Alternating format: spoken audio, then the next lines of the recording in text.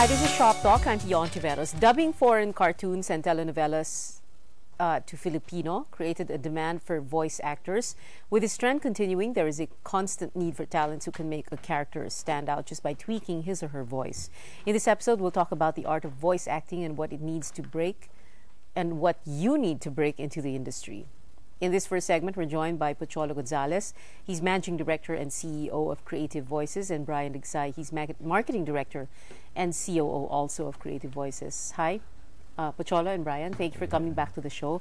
You were here early January, no? Yeah. Thank you for having us again. Yeah. And I remember that time what we had you guys do was do some of the voices that you've been doing all these we years. had a very interesting topic during that time because a lot of the response came from people who would want to become voice actors, but we never did talk about the details on how you become one, or how do you break into the business, how do you convert it into a business, because it's your number one product, your voice, diba?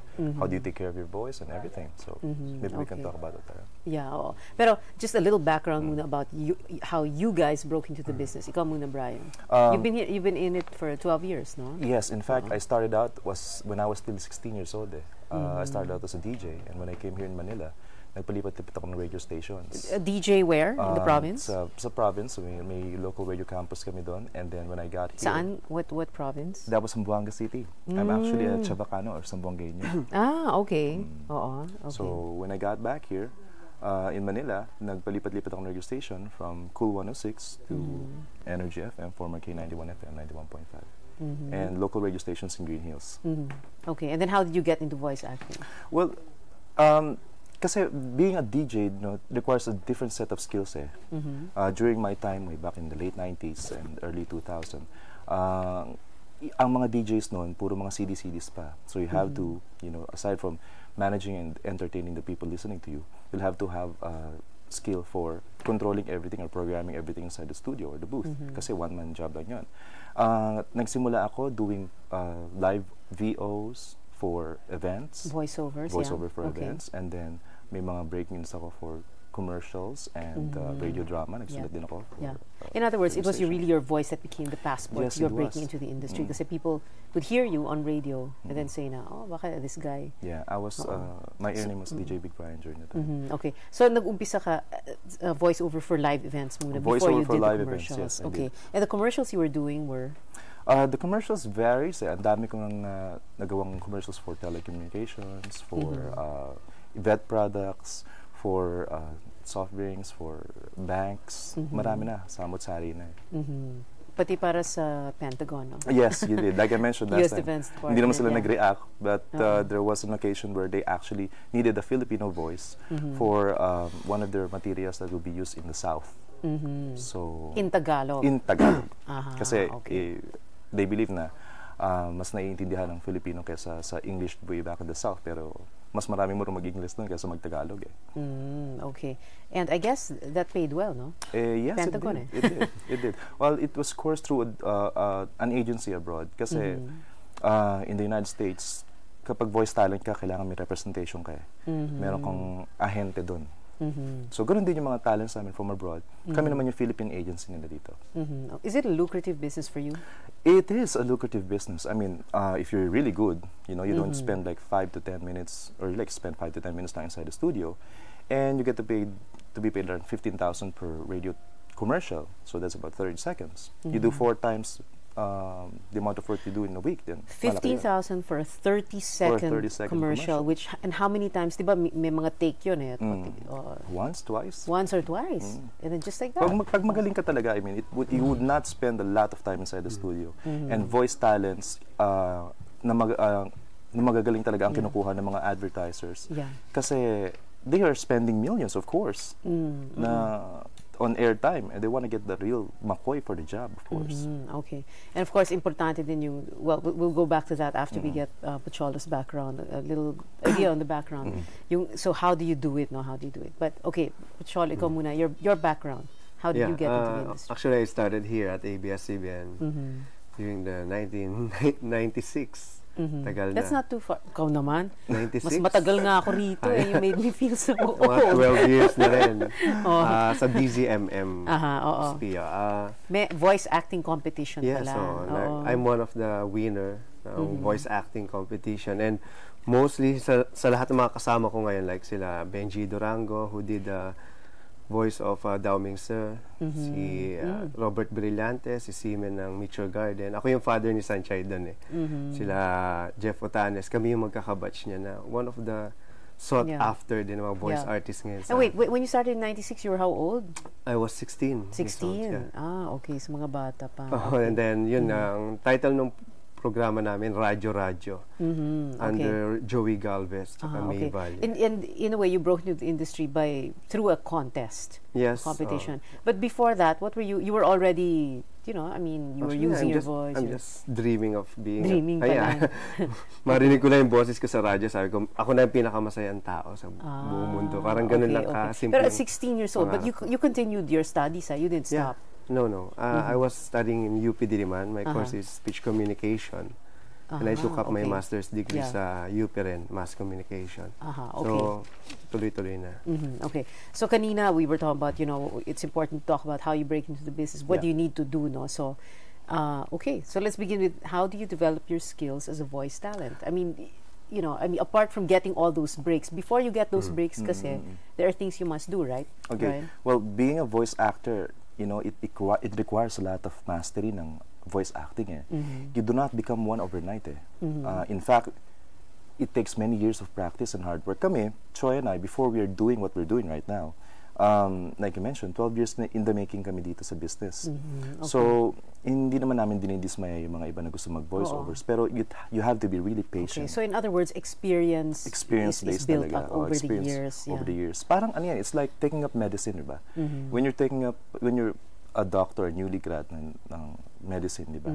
Hindi mo pwedeng i-compare yung rate mo dun sa mga nagtatrabaho na ng 20, 30 years in the industry. In fact, kahit sino naman tanungin mo, mas pagkakatiwalaan nila yung doktor na mas bihasa dun sa craft na yun or sa field na yun ng medicine. Okay. The same thing goes with voiceovers.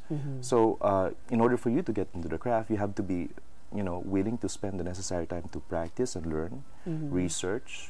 You can join acting clubs all over, maybe from theaters, school ninyo. You can also do some research on singing. Kasi ang principles, principles ng voiceovers and singing ay somewhat similar. Okay. Does this mean if you're a good voice actor, you're good singers as well? Well, Not really. No, not really. Many Okay. voice actors can sing, but not all singers are good voice actors. But we are. We can sing. But we are. Sample. Pantahan. Hindi, mamaya na. Okay. So, and you can also take workshops, I guess. Yes, I mean, of course. Workshops will do wonders. these are very accessible. I mean, anywhere in the country, right?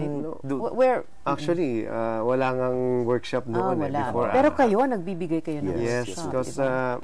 when I was in the States in 2003, I had a crash course sa voice acting. So I saw the potential of voice acting workshops sa Philippines kasi for the longest time, hindi siya na-professionalize eh. There are professional voice artists, but the theory behind voice acting, medyo hindi na top yan. Kahit sa mass communication classes, wala yan eh. So, mass comm ako, kaya alam kong walang voice acting class or subject. Merong radio drama or radio, pero hindi talaga particular sa voice acting. So, that's why we brought yung theory, the art of voice acting ni James Alberger here sa Philippines. Okay. So, kayo lang ang nag-offer nito, yung workshop. And so, we are the only one na recognized by So, now. these workshops are held every month? It's actually 4 times a year, quarterly siya. No? We have it, kasi the workshop itself runs for 2 months. So, in the entire workshop, nandyan, they will be taught yung mga basics ng voiceovers, how to handle microphones, do's and don'ts inside the studios, how to create voices, how do you make voices, essentially. Characterization, physicalization, everything, all the works. And then meron silang opportunity to dub, of course, dahil may mga dubbing sessions kami inside the studio. And so wait, you said 4 times a year itong voice acting workshop. So there's one going on right now? Yeah, or there you're is about- one going on right now. Okay. And in fact, just 2 more Saturdays matatapos na yun. Okay. It's a weekend thing, no? It's a weekend thing, once every Saturday. Pero hindi porket once lang siya a week, wala na kayong gagawin eh. Kasi May homework. may homework. The entire span ng homework nila would entail them doing research on characterization o di naman kaya practice scripts that they should record themselves at home. Tapos pakikinggan namin and then we will of course grade them or critique them in the end. And so wait, I'm sure people are interested. So Yeah. your next workshop will start when? the next workshop will be on July of I think First Saturday First of Saturday, July. First July 5, Saturday kung of mabis- July, and then eight Saturdays yun. Yeah, diba? 8 Saturdays, 8 yeah. Saturdays. And your fee for this, and where is it going to be held? It's 8,000 pesos for 2 months. That's not bad. Actually, the Yeah, good it thing is, about man. this, the major directors like Danny Mandia, Alex Agkawili, and Neil Erickson Tolentino are one of Are our teaching. Yes, are teaching. professors okay. and instructors. Ang aim talaga namin kasi dito is to develop yung knowledge and set it to everyone that voice acting is an art. It is an art, yeah. It's you know, it's an argument eh. When people are telling me, hey, how do you become one? Diba? It's like painting. It's either you're born to be a painter or not. Diba? Okay. I mean, you can learn the skills of painting, of yung pagpipinta, paghawak ng ng pagkulay and everything. However, kung hindi talaga nandun yung puso mo and yung dedication mo or passion mo dun sa art form na yun, you don't become a painter, diba? Yeah. Kaya sabi nga namin, ang isang painter, kahit hindi mo bayaran, magpe-paint pa rin yan. Yes. Ang sinasabi namin dito sa workshop lagi, huwag nyo maging motivation ang pera. Ang pera, oo. Yeah. Kasi hindi kayo tatagal dito. Right. Napakahirap. Only a few hundreds of people talaga. Mas marami pang doktor, abogado, engineer sa mga voice artists. Yes. Even sa ibang channel, mga sila rin ang mga nagbo-voice Okay. dyan. And this voice acting workshop is held where? It's held in our studio in Makati. It's in we have our studio near Cash and Carry in Makati. It's along Yeah, in Barangay Dian Palanan, Street. Dian Street. Okay. When, So, are you saying that once they attend that workshop, that's the passport already? No, not Hindi, really. diba? No, we. No. In fact, to tell you honestly, many of the workshops attendees namin, hindi sila nagpupursue ng career in voiceovers. Oh, because? Because kaya you sila- tell them na No, we wala kayong basically pag-asa rito. no, Wala kayong- not really. We just No. tell them na it's up to you to pursue it. Only you can determine the level of success you want to do in this industry. I mean, many of them are secretaries. We have lawyers, teachers, people in sales who are trying to learn from it. Kasi yung craft, the way you communicate with people and bring about a conversation and deliver lines cleverly is very important eh. It makes you more believable, it makes you more credible. And yun ang foundational voiceovers eh, making it believable and real. mostly mga marketing people talaga. Mostly yung marketing mga- people na pupunta sa in this present class, you have how many people? we have 20 20. students. Do Because you we're limit? limited. Is there a Yeah. limit? Yeah, there's a limit. Kailangan 20. And no, Sampu no. lang. Sampu Two lang. sessions. Sampu lang siya. sana. Per two session is sessions. 10. That's the okay. maximum. Yeah. And how many hours on a Saturday? Wow, 3 2 to to 3. Minsan maabot ang 4 hours eh. Okay. Per session. Okay. And ano to?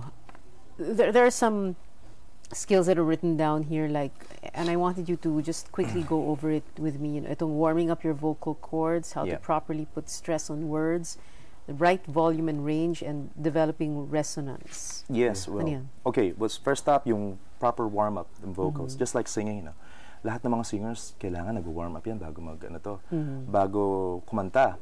In the same manner, yung mga voice actors, they have to warm up their voice. Warm up meaning kailangan magbasa ka ng script, ng material, or you have to exercise your cheeks, your muscles and your tongue, kasi those are important factors in delivering your lines. Like? Well, one example is whenever you go to a recording studio, bago ka dumating sa recording studio mo, is you will have to read out all the signs that you see. I do that. Okay. Okay. So, Anything you see along the way. Anything you see along the way. You might sound, crazy Yeah. or stupid. Bakit mo binabasa yan? But Oo. the point is, you're not doing it for them. You're doing it for yourself because you want to condition your voice to its prime that when you get to the studio, okay ka na. Pwede ka nang isalang. Kasi Okay. lahat ng mga billboards, pwede mong gawing audio yan eh. Like pag nabasa mo, sakay ka MRT, babasahin mo siya out loud. Nakakatawa siya pero it really helps. It really helps. Tapos tinitingnan ka na Oh, ng yeah, tao. Parang, especially in our ginagawa end, nito. mga to. Pero yun kami. Yeah. Yeah, that's what we do. Okay. That's one. One other thing about getting to the industry is marketing yourself. Diba? So you take workshops and, you're good. So how do you go about, I mean, do you call up these Okay. people? I mean, how do you let them know na I'm available? Parang ganon. Yeah. Yeah. Kasi una-una sa lahat, dapat kilala ka rin ng mga recording studio. You should go there, like, present yourself if you're really good. And then they will make you some voice filing na tinatawag. Okay. So, Parang audition tape. parang audition CD Okay. or demo CD. Demo reel. Oo. So, it's not called demo reel anymore. what's It's demo it called? CD na. Demo CD. Kasi wala nang mga reels. Walang reel. Okay. Yun nga yung misconnotation ng mga tao. Yeah, Or yeah. demo tape, wala na naman tape. Wala nang tape. More on demo CD na. Okay. Yun, maraming mga recording studio sa Makati na pwede nilang puntahan, like Hit Production, Sound Design, Cutting Edge, Liquid Pose na. And where do they get the addresses of these? Pwede They i-Google, can no? Google it. Madali lang. Pero, Okay. you know, Partner din So in namin other sila. words, parang put your foot in the door. Parang, well, word of Just- caution about yeah. that. You know, anybody can apply to be a news actor or I mean an on-screen actor or a newsman, 'di ba? Pero bakit hindi nakukuha kagad? Dahil kailangan mo ng set of skills and mastery and knowledge of the art bago ka sumalang doon. Syempre, paano ka nila pagkakatiwalaan kung hindi mo alam yung dapat mong gawin? The minute you step into the studio, dapat alam mo kung what you should do, right? How do you take care of yourself behind the microphone? And kasi for the longest time, ang voiceovers, ang conception of voiceovers, pag minarket mo siya, is through referrals. So people would ask, uy, sino mong kilala mo ditong voiceover? Sinong ganyan, ganyan, ganyan? So, syempre, kung sino lang yung kilala, kung sino yung ano to, yun ang nabibigyan. Now, Okay. with the onset of technology, there is a wide range of ways for you to express your services. No? Online, offline, right? Creating demos, iba rin kasi ang demo ng mga DJs, iba ang demo ng voiceovers, iba rin ang demo kung kakanta ka. So you should know how to create one. And of course, having proper knowledge and background about whatever you're trying to present. Kasi okay. Yeah. yung mga voiceovers, they have fortes eh. For example, ikaw magaling ka lang sa characterization, you might And consider... characterization is? Characterization is... Yun yung mga, di ba sa commercial, may voiceover. Pero mga, ano dyan, parang mga boses iba-iba na, like yung sa isang commercial, pare, sigaripit at sigaripat, nakaupo sa bangko, umalis sigaripat, bumili ng Pepsi, ang ganun. Siya yung character voice. Tapos merong isang voiceover na standard na sasabihin. Yung 8 pesos na lang. Siya yung VO. Siya yung VO. Yun ang Okay. per Mas diem mahal ng yun NCR. kasi Yeah. standard yan. Like yung sa mga telecoms, siya yung maganda masyadong Yeah. boses. Okay, so just a little review. Take workshops and Take study on your own, learn yes. as much as possible. Yes. And number 2, parang put your foot in the door, Yes. once you're confident about your skills, that's when you send out your demo CDs, parang ganon. You know, you could always ask for the help of voice coaches to properly tell you kung ano yung qualities ng boss mo na dapat mong alagaan. And pinpoint exactly what is it that you need to improve on. Okay. Kasi- And you guys do that, right? Yes, in the we do. workshop? We do. Oo. In the workshop. After the entire session, meron kami one-on-one recording with them, and we tell them exactly kung ano yung kailangan nilang i-improve on. Yeah. Okay. What do producers look for in a voice talent? Okay, number 1 ang hinahanap ng producer is the heart. Okay, the heart of the acting. Yeah. Kasi kahit gaan, it's always this misconception that whenever you have a good voice, pwede ka nang sumalang. Whenever malaki lang boses mo, pwede ka nang maging voice-overs. In fact, karamihan ng mga DJs na kilala ko, mga kumpadres ko, hindi mga voice actors. Many of them cannot even perform for a commercial. Okay? Kasi iba yung acting eh. You know, you don't need to have a very big booming voice to become a voice talent. Mas accepted ngayon ang natural. Yeah. Problem kasi ng Because iba. not everybody, I mean, natural is what is the Natural rule, is diba? the rule, yeah. Is more the rule than the exception. I Yes, mean, true. very few people have booming voices. Like, I can think of some. But okay, so yung may puso, yung talagang Yes. yung hindi lang boses. Hindi lang boses. Yeah, Kasi okay. quality of the voice comes second na lang eh. And madidinig naman kaagad yan kung may potential yung talent or wala eh. Makikita mo kagad dyan sa reading pa lang. Sa pagbasa pa Kasi lang. yung iba nagsising song. That's what we call batibot style. Yung, talaga? Nakakatuwa ka naman. Oh, Eh, you know, ganun. some people, I don't know why, no, when we hear commercials or yung mga radio or even TV, many actors, actresses, or people on radio, they sound They tend to sing song. Sing song. the sing-song and pare-pareho yung intonation. Yung pattern. Yes, pattern. Ano yun, parang Yeah. it's so... Siguro, yun ang Gosh, nakalakihan. na napapakinggan. Mahirap. So parang they think na, yung talaga, ganon, everybody says, talaga, ganon. Pwede naman sila sabihin na, talaga? Talaga? Mas natural. Talaga? Okay. Well, we're going to break now, but just very quickly, what's important about to remember when you think about how to make a voice? For example, there's one here which is really interesting. Okay. You guys say that you have to think of shapes and color. What do you mean by that? Well, that's only one of the factors that you can consider when creating voice. Like dark voice, yun nga kasi pwede mong i-relate ang dark sa boses eh. So, pag narinig mo yung dark, syempre parang masama. Ganun. You think of dark colors, boses big mo. colors. Pag ang naiisip mo ay itim, Pero pag puti, masaya yan. Masaya. Talagang masigla, maaliwalas. That's the difference. You can relate You talaga can relate. yung voice sa mga colors. Kasi sa animation, it's one of the most siguro challenging parts of doing voiceovers talaga. Nakikita mo kagad eh kung babagay yung boses dun sa character eh. Hindi ka naman makakita ng malaking character na ang liit-liit ng boses, di ba? Or the shape na bilog tapos payat yung boses niya. Sa animation kasi kailangan stereotype pa rin eh. Stereotype. Hindi ba pwedeng gamitin yung ganitong boses do? Uy, ang liit-liit ko. Tunog maliit ka ba? Ay, ang laki-laki ko! Di ba? Hindi naman eh. So, kailangan, may isa kasi ako napanood sa isang programa. Baligtad. So, minsan parang, kung ikaw nanonood, ay hindi bagay, gano'n kagad yung... For a commercial, halimbawa, you need to imagine the character, right? Yeah. And there is such a thing as a character worksheet. Yes, there is. Yeah. The worksheet involves you giving yung details about your character. Who does that for ikaw mismo? No, or the writer. Yung mismo gagawa ng Copyright. boses. Tsaka yung copyright. Oh yeah, the copywriter provides it. If you're talking about the commercial, sa script, pino-provide yun ng copywriter. Sometimes, ito yung details ng ganito, ganyan. Kasi bigla ka na lang papasok yung line mo eh. So, saan ang galing yun? Anong dahilan? And then, may sasalo sa yung line. So, kailangan maramdaman ka agad, pare, nalulungkot ako. Like this commercial na, pare, konti na lang pera ko. Ako rin eh. So, parang doon pa lang, alam mong wala silang pera.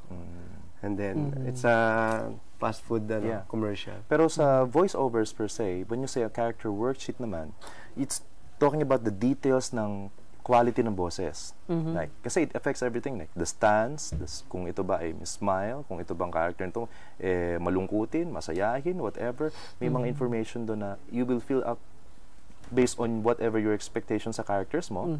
And then, ang kagandahan dito, whenever you do a worksheet ng iyong character, mawala man yan, okay, makalimutan mo man yung boses na yan, pag nakita mo yung worksheet na yan, maalala mo ulit. Okay, and that's where the acting comes in, voice acting.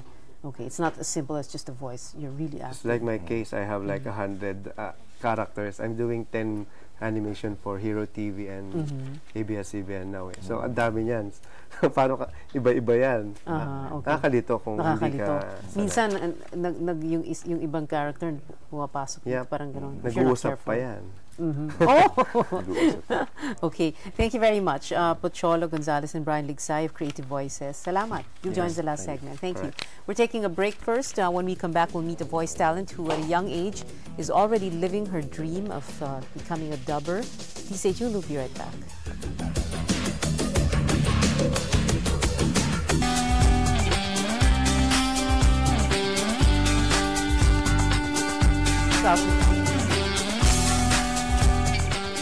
Welcome back to Shop Talk. I'm Pion Taveras. We're still talking about voice acting. In this segment, we have Jill Fernandez. Jill won in a dubbing competition late last year. Hi, Jill. Tama ba ako? Okay. You're very young. Tell us how young you are. I just turned 17 last December. Yun. 17 years old and already a dubber. Yeah, novice dubber. And how old were you when you first parang decided na you're going to be a dubber? Nung grade 5 ako, about 11 years old ako nun. Yun. And, may pinapanood ka? Where'd you get the idea? Meron akong classmate na dubber. So, tinanong ko siya, ikaw talaga yan? Boses mo yan? Sabi niya, yeah, I'm a dubber. Tapos doon ko naisip, ano yung dubber? Ano yun? Boses ng? Siya po yung lead character ng isang anime sa ABS-CBN, Cardcaptor Sakura, I think. Okay. And she was a dubber, grade 5 pa lang? Aha. At that age. Okay. Yeah. So 11 years old ka noon, and then what happened? How did you get into the industry? Kasi last year lang po, December, sumali po ako dun sa Hataw Hanip Hero dubbing competition. Tapos sinuwerte ako. Ng Hero TV. Ng ano? Yeah, Hero TV po. Okay. Tapos sinuwerte po ako yung lumabas na champion ng competition. Tapos doon po ako na-discover.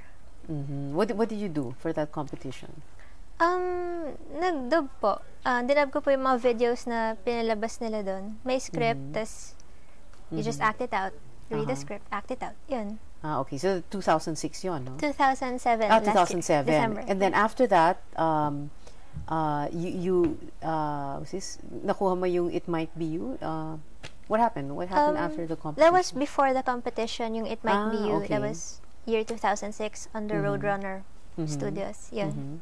Okay. And then, paano yun? Parang raw voice talent lang to? I mean, you weren't taking any workshops before? Or No. Wala. Wala po. Okay. But you did take a workshop, and by chance, you were taking the workshop of sina Brian and Pocholo, Yes. right? Creativoices.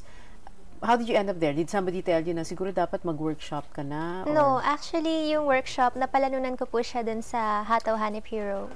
Prize ko po yun. Okay. Okay. So, kung hindi mo napanalunan yon, hindi ka mag-workshop. Hindi po. Talaga. Ayun, so luckily. So, you weren't aware na there was such a thing as a workshop? Yeah, akala ko lang po, prize money and that's it. Pero yung pala, mayroong workshop. So, wow.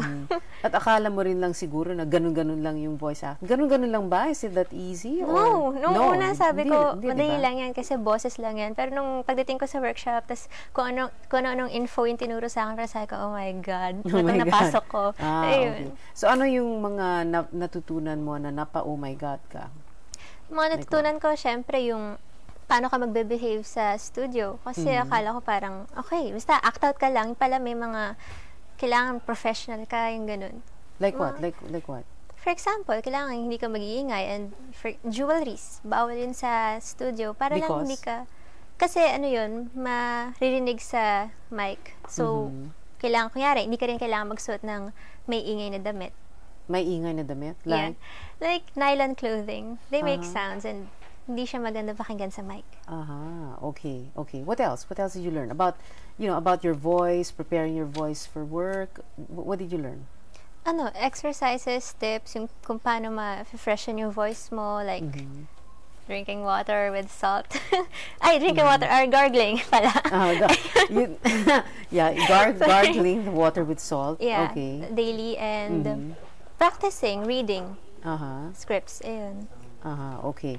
And do you feel more confident after that workshop? Of course I do kasi madami talaga ako natutunan doon. And aside from that, natuto ko mag-socialize with people. Okay. So since then you've been doing what character? Yung una kong character was Nanami Nanami Takahashi ng Boku Ragaita. What's that? Anime po siya sa Hero TV na pinalabas noong February. Itong February. Opo, okay. And so it's a Japanese anime. Anime, yeah. Na dinob into Tagalog. Okay. Do you still get allowance from your parents now that you're working? Yes. Thankfully. Okay. I still do. So sa kanila, parang you give them your what do you call it? A talent fee? A sweldo or what? Actually, the talent fee, akin na lang yun. Hindi ko na sinashare, but they still give me allowance, Talaga? fortunately. Napakaswerte mo naman. Yeah. Baka dapat siguro. How much do you get? Are you allowed to say? No. No, biglang may nag-no. Si Pacholo, no, don't say. Parang, what a question naman to ask. Pakialam mo, Pia, magkano kinikita niya. Okay. So, di ba, parang, Kanina kasi sinabi ni Brian at Pocholo na it takes years, di ba, before you actually become a very good voice talent. And yet, Yes. at a very young age, ikaw, 17 years old ka pa lang, you're already a dubber. Yeah. What do you say to a comment like that? Talent. Hidden talent lang siguro, tsaka perseverance. Yun. And always believe in yourself. Mararating mo rin, kahit nakasabihin nila na matagal pa bago ka maging magaling. Pero hindi pa ako magaling, syempre. Novice pa lang ako. But I'll get there one day. Okay. Are there other, well, apart from yung classmate mo nung grade 5, is she still into dubbing? I don't think so. Kasi actress din po siya nun eh. Child actress. But I think wala na siya sa industry. Ah, okay. Are there other kids your age who are into dubbing? Yes, meron po akong friend na nag-workshop din po. Dubbing, nagde-dub din po siya. Okay, but there are very few of you na ka-age mo. Opo. Konti lang naman. Okay. Wala. Magsa-second year high school ka, di ba? I'm sorry, second year college. What am I saying? Second year mass comm student pala may in Yes. college. Okay. Is it difficult because since you're still studying tapos para bang part-time job to, no? Opo. Is it difficult for you like in terms of balancing your schedule, time? Actually, hindi naman eh. Basta, sinusubukan mong i-balance talaga. Kaya mo. Just persevere. You can balance things out. Fix mo lang yung schedule mo. Okay. Do you feel it's a bit difficult kasi syempre bata ka pa and then you're working in an industry, well you're working and parang this is business, no? I mean it's a world, it's the world of adults. Nahirapan ka ba? Parang do you feel like parang you're so young and then you're doing this? Nung una, syempre sabi ko, culture shock. Pero sanayan lang yan and you'll get there. Okay. Can you give us a little demo of all the characters you've done? Demo, okay. Una, like ito, like who's this? Motsu? Who's that? Si this one Motsu. first. What is this? Nanami Takahashi. Uh-huh. Yeah, that girl from Bocaragaita. Kaya. Yano, mahal na mahal kita. Huwag mo akong iiwan. Yano. Yun. And Just sample. the character is supposed to be how old? 15 years old. 15, and she's so in love already. Naunahan niya ako, yes. Wala ka pang boyfriend, ganon? Luckily, wala pa. Nga, you're too young. Okay, this one naman, the second character, Yuna Akashi ba? Yes, from Lagima. Okay. Sample, Hi now, Kaide. Wala akong maisip na linya dito. Tulungan mo naman ako, oh. Ayan, oh, yan yung picture ko. Wala akong maisip na linya. Help. Okay. And then the other one, yung Motsu, kanina nakita ko na yan. Yung Motsu. mukhang palaka. What is this thing? What's it supposed to be? Ano siya? Actually, nakalagay po sa Wikipedia. Frog siya. Pero mukha siyang pickle. Diba? Frog na pickle. Yeah, okay. that one. Ano yan? Necktie sa... I think, yes. Okay. Ano ba kayo? Makinig naman kayo sa akin. Sana naman nakikinig kayo sa mga sinasabi ko. Ako rin wala akong maisip na linya, kaya sana naman tulungan niyo ako! wala akong maisip na linya. Yeah, I can't think of anything. Okay, then there's two more. Ano to? Setsuna? Setsuna. Yeah. Sakurazaki. Okay. Ayun. And she's supposed to be what? I think she's 15 to 16 years old. Samurai okay. girl. Bodyguard. Now, Miss Kono ka. Malilate na po tayo sa school. Bilisan niyo na po. Miss Kono ka. Miss Kono ka! there. What's Miss Konuka? That's the name of her friend, Miss Konoka. Okay. And there's a last one. What is this? Is it Kaede? Or Kaide. Kaide. Sorry. Kaide. Actually, sa kanya, ginagamit ko na lang medyo natural voice ko na eh. So, paano ba niya? Hindi ko talaga alam kung anong gagawin ko sa homework natin. Alam ko isa ko sa mga bobo sa klase, pero pwede huwag niyo akong pagtawanan? Yeah. Yun talaga nasa script? Hindi. No. Isip ko lang yun. Para isa po siya sa bobo sa klase. Okay. Do you feel like parang this is a dream come true? Of course. Kasi po, sabi ko nga, since grade 5, talagang ginusto ko na maging isang voice actress. And now, nakuha ko na siya. So, I'm living it. I'm living my dreams. Okay. And after college, this is still what you're going to do. Yes, and along with something else. What is that something else? Actually, wala pa akong naiisip na definite future for me. Pero, I'm happy with this one. So, yun. So parang there's something else na to fall back on, or ito yung parang sideline mo? Hindi mo pa naisip? Actually, pero either may fallback ako or sideline ko rin to. Okay. Kasi nagma-mass comm ka eh. So you took mass comm to be a voice talent, or what are you interested in? Actually, kinuha ko lang yung mass comm kasi ayoko ng math. Yun lang pala. Okay. So, walang math? Ay, hindi ba may basic math Yeah, may subjects? basic math, pero pagdating ng second year. Narinig ka na ng buong bahay. Pero pagdating ko ng second year, wala ng math. So, yay. Okay, sige. Thank you very much, Yeah, Jill thank you. Fernandez. You'll join us the last segment. Salamat. We're taking another break. When we come back, we'll know more about an organization for young voice artists. Please stay tuned. We'll be right back.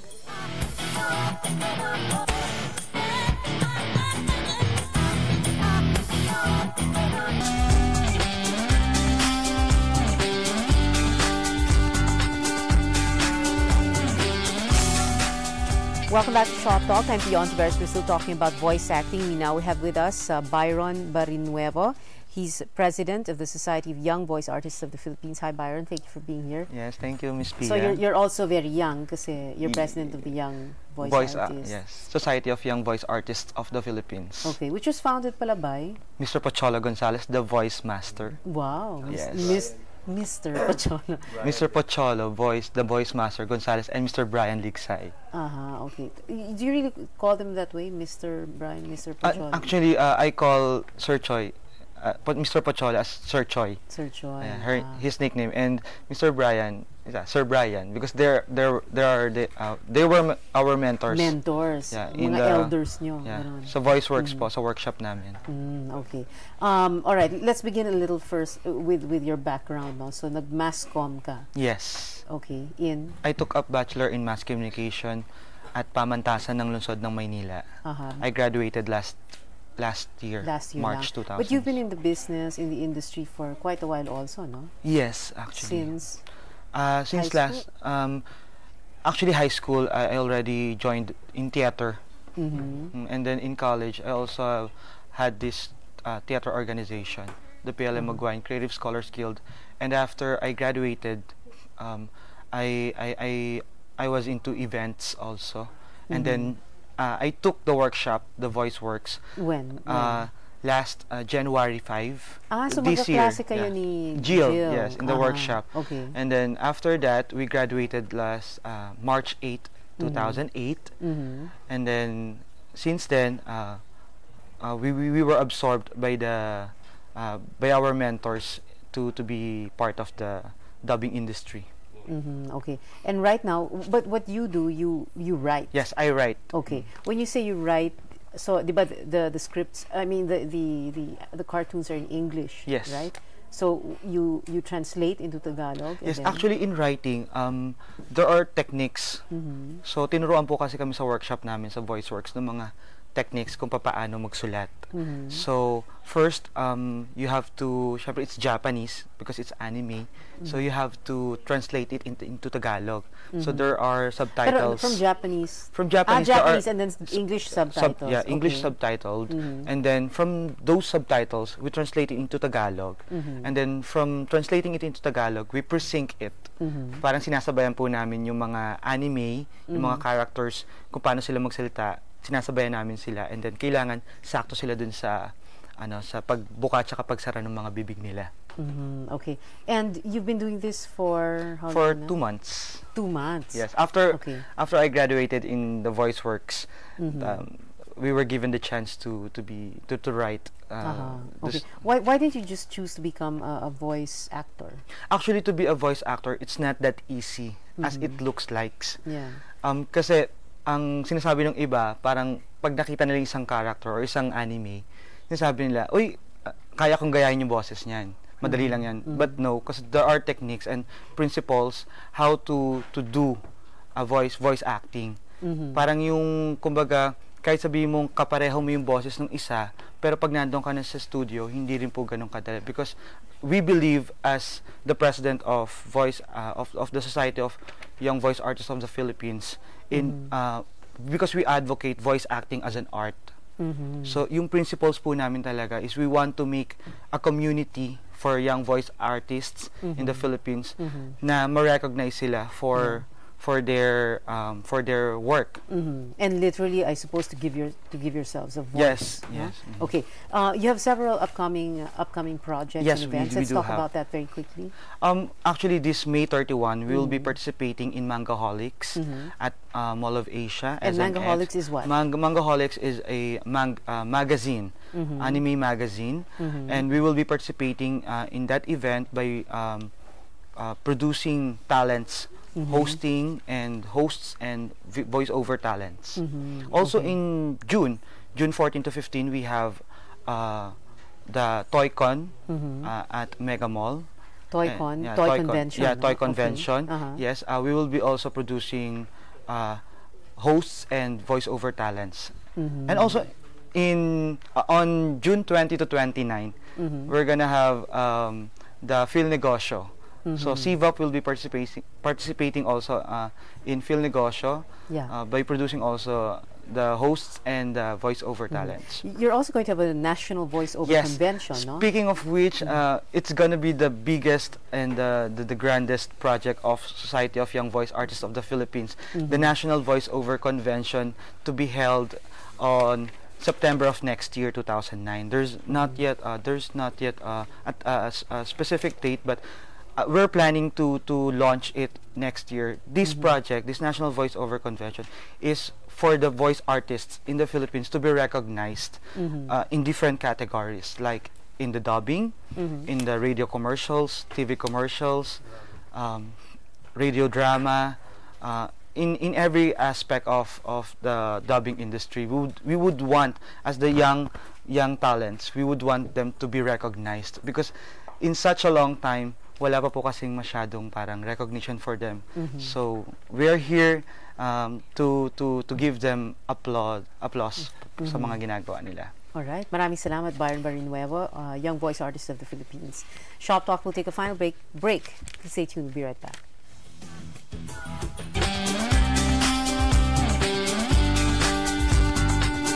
Welcome back to Shop Talk. I'm Fion Suarez. We're on the final stretch of the show. Joining us again, Pocholo Gonzalez and Brian Ligsay of Creativoices. And Jill Fernandez, very, very young voice artist, and Byron Barrinuevo of the Society of Young Voice Artists of the Philippines. We only have enough time for final words. You have 10 seconds each. Let's begin with Byron. Well, to all the voice artists in the Philippines, just follow what your heart desires, and it will, fulfill yourself in the end. Jill? Kung gusto nyo rin marating kung narating ko, tandaan nyo lang, always believe in yourself.